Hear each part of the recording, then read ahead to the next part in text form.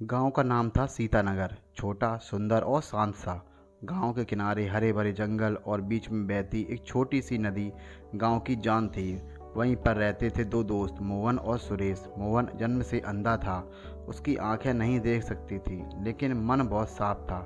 वहीं सुरेश लंगड़ा था। बचपन में हुए हादसे से उसका एक पैर तोड़ दिया था। दोनों अपंग थे, लेकिन एक दूसरे के सहारे जिंदगी चल रही थी। हर सुबह मोहन सुरेश के घर पहुंचता।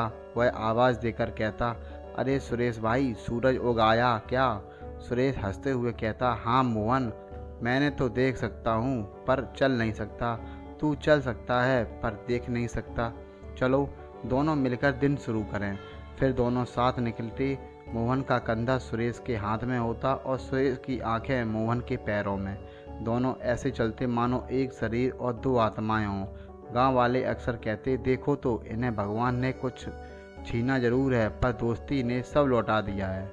दोनों का काम था जंगल से लकड़ी लाना और बाजार में बेच देना। मोहन लकड़ियां काटता था क्योंकि उसमें ताकत थी, और सुरेश रास्ता बताता था क्योंकि उसकी आंखें थीं। एक दिन सुरेश बोला, मोहन, लोग हम पर हंसते हैं कि हम अपंग हैं, पर मुझे लगता है कि हम सबसे मजबूत हैं। मोहन मुस्कुराया, हाँ सुरेश, क्योंकि हमारे पास एक दूसरे का साथ है जो किसी के पास नहीं है। धीरे धीरे दोनों की समझदारी और मेहनत से उनका जीवन बेहतर होता गया। उन्होंने मिलकर एक छोटी झोपड़ी बनाई, जहाँ शाम को दोनों बैठकर रोटी और कहानियाँ बांटते। एक दिन दोपहर को दोनों जंगल में लकड़ियाँ काट रहे थे। अचानक हवा तेज चली और कहीं दूर से धुआं उठने लगा। सुरेश ने घबराकर कहा, मोहन, लगता है जंगल में आग लग गई है। मोहन ने पूछा, किधर से? सुरेश ने चारों ओर देखा, उत्तर दिशा पर अब आग तेजी से फैल रही है।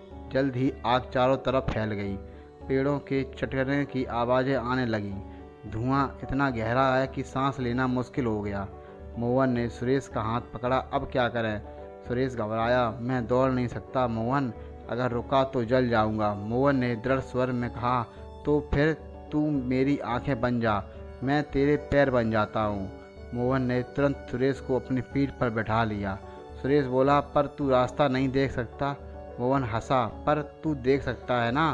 अब सुरेश के ऊपर से दिशा बताने लगा।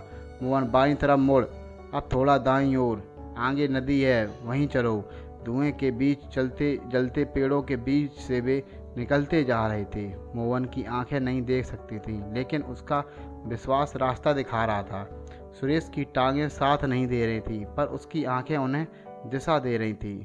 चारों ओर लपटें थीं, जानवर चीख रहे थे, पेड़ गिर रहे थे, पर दोनों का साथ एक ही लक्ष्य था कि जीवन जीवित रहना। जब दोनों नदी के करीब पहुंचे तो लपटें उनके पीछे तक आ गईं। सुरेश ने चिल्लाकर कहा, मोहन, बस 10 कदम और, आगे पानी है। मोहन ने पूरी ताकत से कदम बढ़ाए और दोनों नदी में कूद पड़े। पानी ठंडा था और आग की गर्मी तुरंत कम हो गई। दोनों कुछ देर तक नदी के बीच पड़े रहे। चारों तरफ धुआं था, पर वे सुरक्षित रहे। सुरेश बोला, मोहन, तूने मेरी जान क्या बचा ली? मोहन मुस्कुराया, नहीं सुरेश, तूने मेरी जान बचाई। अगर तू दिशा न बताता तो हम दोनों जल जाते। दोनों ने एक दूसरे का हाथ पकड़ा और कहा, अब हमें कोई नहीं तोड़ सकता। सुबह जब सूरज निकला तो पूरा जंगल राख हो चुका था। गांव के लोग मदद के लिए आए। जब उन्होंने देखा कि मोहन और सुरेश जिंदा हैं तो सभी की आंखों में आंसू आ गए। गांव के मुखिया बोले, इन दोनों ने साबित कर दिया कि कमजोरी शरीर में होती है, आत्मा में नहीं। उस दिन से गांव में दोनों को एक दूसरे की आंख और पैर कहा जाने लगा।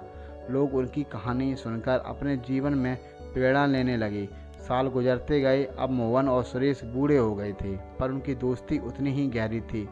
एक शाम मोहन ने कहा, सुरेश, अगर मैं पहले चला जाऊं तो तू उदास मत होना। सुरेश बोला, और अगर मैं चला गया तो तू भी रोना मत, क्योंकि हमारा साथ तो अब किसी आग या अंधेरे से टूटने वाला नहीं है। दोनों हंसे और पुराने दिनों को याद करते हुए आसमान की तरफ देखने लगे, जहां सूर्यास्त की लालिमा में उन्हें अपनी जीवन यात्रा का उजाला दिख रहा था। कहानी की सीख, जब हम एक दूसरे की कमजोरियों को ताकत बना लेते हैं तो कोई भी मुश्किल हमें हरा नहीं सकती। सहयोग, विश्वास और दोस्ती की यही असली ताकत है। भगवान हर किसी को कमी देता है ताकि वह किसी और के लिए ज़रूरत बन सके।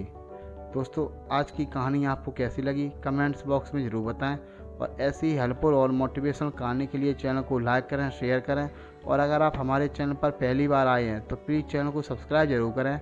मिलते हैं नई कहानी में। Okay, bye.